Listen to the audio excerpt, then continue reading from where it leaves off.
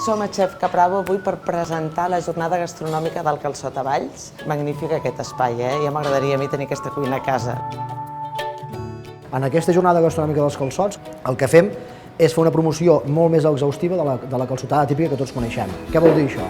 Vol dir que a la plaça cèntrica de la ciutat organitzem un show cooking on ens acompanyarà de parellada com a amiga de l'autèntica calçotada i també els cuiners Carles Gaig i Hernán de Jubany. La gent especialitzada del sector a nivell de premsa i de mitjans digitals, de bloggers, etc., doncs ens acompanyen aquí i poden gaudir en directe del que seria una elaboració molt més enllà de la típica calçotada en aquest espai.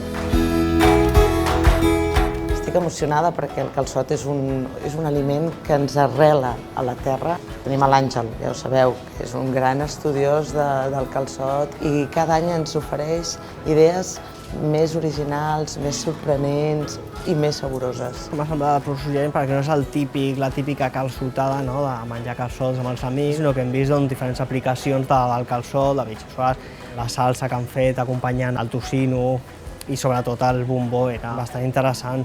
Trobo que és una proposta molt diferent a la que tenen altres supermercats. L'espai és molt modern, tens tot el que un xef pot necessitar, no? I tot el que es fa aquí, vull dir, hi ha nivell.